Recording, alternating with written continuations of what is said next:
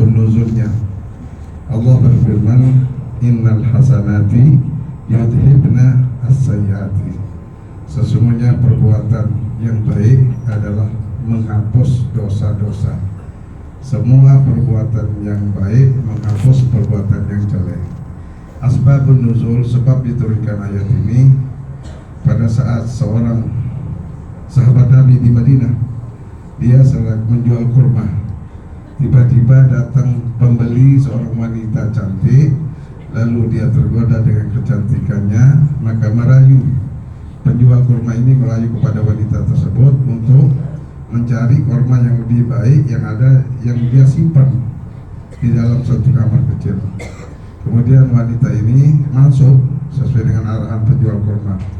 Begitu si wanita cantik ini masuk, memilih dan memilah, lalu penjual kurma mengikuti dari belakang. Dan setelah diikuti dari belakang, dia memeluknya, menciumnya.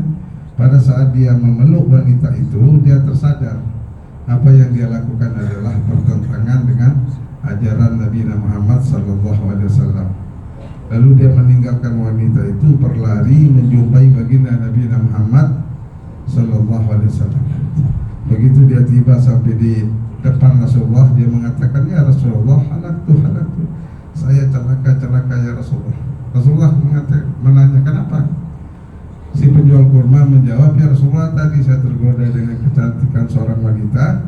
Saya suruh masuk ke dalam kamar kecil untuk memilih dan mencari kurma yang dia inginkan. Tapi begitu dia masuk, saya langsung mengikuti dari belakang dan saya memeluknya, menciumnya. Nah, setelah itu Rasulullah mengatakan, idhab faliyatawadda, Anda ngambil air wudu. Begitu setelah selesai wudu, dia kembali kepada Rasulullah, ya Rasulullah, tawadda, saya sudah dalam keadaan wudu. Rasulullah mengatakan, sholat 2 rakaat.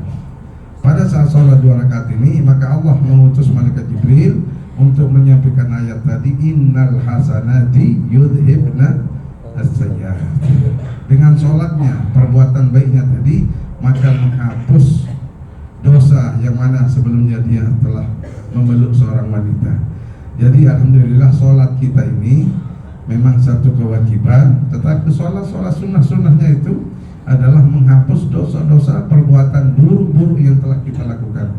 Kejelekan-kejelekan yang pernah kita lakukan itu terhapus dengan sholat kita.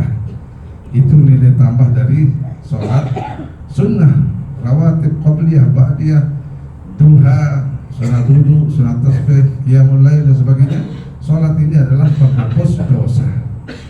Jadi alhamdulillah kita umat Nabi Muhammad SAW ada cara untuk menghapus dosa-dosa yang pernah kita kerjakan.